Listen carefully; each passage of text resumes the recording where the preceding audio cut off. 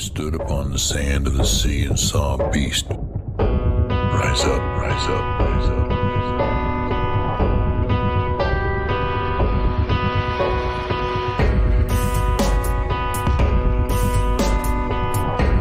Who is able to make war with him?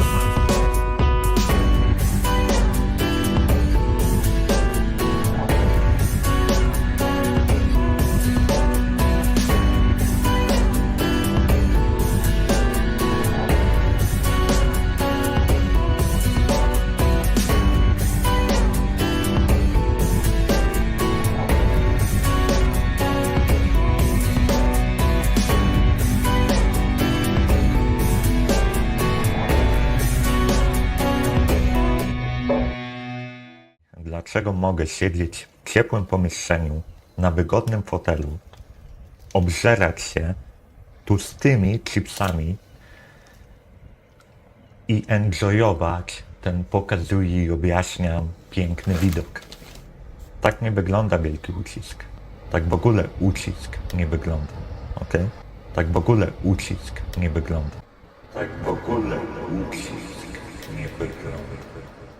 You know you're being led right into World War III. You know that. You're going to have World War III, and it'll be a war like no other because of the weaponry, the massive weaponry. All right, World War III begins in just 51 days. Set your calendar, everyone. Get your shopping done because 51 days, those aren't my words. Those are actual headlines from mainstream Western media warning us all that doomsday is coming soon. Exact date, World War III will start as new Nostradamus claims it's just weeks away. The new Nostradamus. July 18th, by the way, is the date. July 18th, 2024. It happens to be the exact date that the new Nostradamus warned us about. Yes, a guy that people call the new Nostradamus said this, and Western publications run with it, of course, as journalist Vladimir Kornilov writes this morning in a great piece called "The West is accuming itself to the thought of an imminent world war." If you've been watching any media recently, you see that there's a growing narrative right now being pushed by Western media and political elites. I'd love to get your guys' take on this. I mean, if you see this conditioning that's happening right now to accept something unimaginable and the onset of World War III, basically, this is not fear-mongering. This is a call to awareness, essentially. What I'm trying to do is explain how they're preparing you for this. Normalizing this, trying to desensitize you to it. So many of you were calling out in the chat, you know, when that Civil War movie was being pushed on us. Like, what are they trying to prep us for? What are they trying to prep us for with the Civil War movie that the Obamas like rolled out? What are they trying to... Not subtle, is it? It's not subtle at all. I mean, when you have all these mainstream media publications talking about that we are either in World War III or about to hit World War III. But that date doesn't work for me. Can I just reject the calendar invitation? You won't have a choice if they're dropping nuclear weapons or if NATO decides they're fully going to be engaging Russia. So they're trying to desensitize you to it. That don't worry, folks, World War III won't be that bad. This is what their narrative is right now. Great. Get ready for it. Don't fall for it, though. Yeah, judging by the last two world wars, yeah, it's going to be a cakewalk. Because if world wars are anything to go by, no one will barely notice. Went well. Yeah. But the media, it's amazing to me because the media is normalizing this idea. They're treating it as mundane, sort of an inevitable occurrence, something unpleasant, but ultimately just totally tolerable, that you can kind of get through it, no problem. Just a little World War III to go along with your election year. Perfect timing. Right now, 61% of Americans, according to a new poll, believe World War III is inevitable. 61% of Americans? It's coming. Think about that for a moment. We're being conditioned to believe that a global conflict, one that could end civilization as we know it, it's not just possible, but probable. They're running polls about it, for crying out loud. The British government, for example, is advising its citizens to stock up on canned foods, candles, batteries, in case of an emergency, in case of this coming war. This isn't just about preparedness, it's about embedding a mindset of acceptance. British MP Andrew Bridgen just days ago told us that the UK government is weeks away from telling us that a world war has started. Rishi wants out. We are actually at war with Russia now. We've got. They not just haven't told you. So say that again? We're actually at war with Russia now. I met with Andrei Kelin, the Russian ambassador in London, a couple of months ago, and he said that we know that your people are firing those Storm Shadow missiles at us out of Ukraine because you couldn't train the Ukrainians to do it. So we know you're doing it, and I mean everybody knows that there are lots of US, UK, French. The French are in there. I thought it was the Brits were down on the ground and special advisors and training sessions and teaching them and showing them. Isn't that how? But they were apparently. That's how we started with the Vietnam War. Vietnam War, yeah. Dude, what doing poking the bear?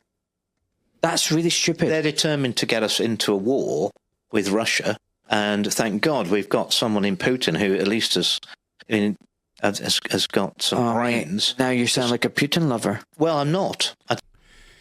So Ukraine's Syrskyi, of course, who took over, who's the new Ukrainian commander-in-chief, said France was planning to send instructors to Ukraine to train Ukrainian troops, which is a significant increase in NATO involvement in this proxy war.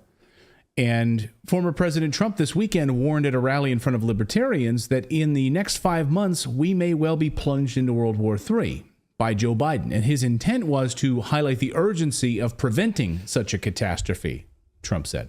And to stopping Joe Biden's march to World War III. You know you're being led right into World War III. You know that. You're going to have World War III, and it'll be a war like no other because of the weaponry, the massive weaponry. Yet mainstream discussions in the West aren't focused on prevention, but on the inevitability of the conflict. Wouldn't it be nice if you saw some mainstream media publications, the New York Times, The Economist, Foreign Affairs Magazine, The Atlantic, any of the other rags that are run by the intelligence community, any of the other rags like the Washington Post that are run by the CIA, that have plants from the FBI and the CIA, the intelligence community, feeding them stories on a regular basis? Wouldn't it be amazing if they had front page stories that said, this is how we can have peace? This is how we can stop this. That's literally literally lol. I'm literally laughing at the very notion that these publications would say, we got it wrong. We were led by the nose for weapons of mass destruction. We're not going to make that mistake again. This is warmongering, and here's the peace tactics that are being ignored by world leaders. Like, that is hysterical to think that they would have that level of truth. Yeah, prevention. Like the idea, here's how we can prevent this, right? Maybe running editorials about how we can prevent this. But they're not. They're talking about the inevitability of the conflict. British conservatives are using the prospect of war right now as a campaign tactic, suggesting they're better equipped than the Labour Party to handle this crisis. The conservatives are. The Daily Telegraph even ran this headline this weekend. This may be, the last election. This may be the last election before the next world war. The situation hasn't been this dangerous in years. This may be the last election before the next world war. So get in your votes now. Make sure you're picking the party that can see you through a war. Because once you're in a war, we may not get an election. See Ukraine. Yeah, see Zelensky and his plan. Sky News out with this one. Take a look at this. Are we heading for World War III? Experts give their verdict. Glad we had some experts to weigh in on this. This isn't hyperbole. It's a deliberate narrative shift. What I'm trying to do is just show you how the Western media is prepping you right now. Normalizing this as if it's not that bad. You're feeling some bad inflation right now, and you might have lost your job, but World War III is really not that bad after all, because it's being fought over there, right? It's being fought in Ukraine. It's being fought in the Middle East. It's being fought in Gaza. It's being fought in the Red Sea. It's being fought in the Donbass, in Kharkov. Not where you live. We need to keep in mind, though, that the last world wars that happened, the U.S. was mostly safe. I mean, other than like Pearl Harbor, but because the long-range missiles didn't really exist at that point. Like we were almost unhittable. Now, if we get involved in Europe, we're just as much a target as anybody else. Yes. This weekend, the head of NATO, Jens Stoltenberg, said in a speech that the West should loosen its restrictions on attacking Russia inside of Russia. What? This guy is an absolute nutbag from Norway who's fine. I mean, I think he's totally fine on having his entire country destroyed as a result of this as well. To make matters worse, some media outlets are already saying World War III is here now, and it's not that bad. Just like The Hill says this, Biden is already losing World War III. Argues that Joe Biden is already losing the war. The Hill compares Joe Biden to America's worst president, Andrew Johnson, who is, of course, the 15th president of the United States, who led us into a civil war with his incompetence. The Hill argues that we're currently involved in 3 wars that we're losing, and we're not doing great. Vladimir Kornilov points out, rather astutely, I should point out in his piece, that this narrative downplays the gravity of a potential global conflict, suggesting it's something that we can just endure. We can just deal with it. We can deal with a few nuclear weapons. We can deal with tens of thousands of people being killed with minimal disruption to our lives.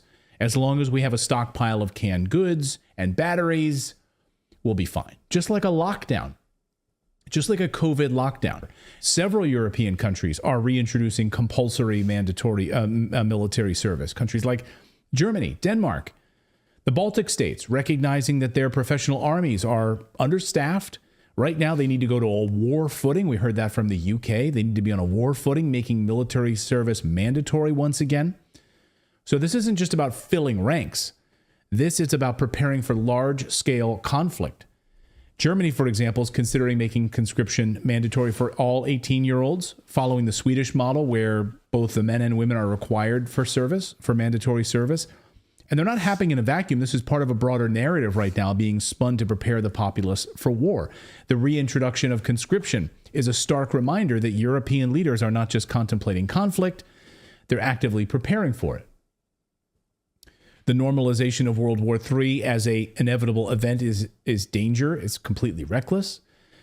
We should demand of our leaders that they remove us from these foreign wars, bring them home, and close military bases around the world like RFK Jr. wants to do. People were shocked when he's like, we have 900 military bases around the world. I think we should close them. People are like, what? The military industrial complex is like, whoa, whoa, whoa, whoa, whoa. Don't you remember what we did to your uncle? You cannot go spouting your mouth off about ending a war. Remember when he tried to get us out of Vietnam? What happened to your uncle? Trump last night, in an interview with Tim Pool, said that he's the only one that can stop World War III. Ending the wars that we should not have been involved in. Now the fear is World War III. Yeah. What are you looking at when you enter your next term to stopping the escalation? Well, first of all, I'm the only one that is going to stop World War III, because this man can't put 2 sentences together. He doesn't know what he's doing, doesn't know where he is.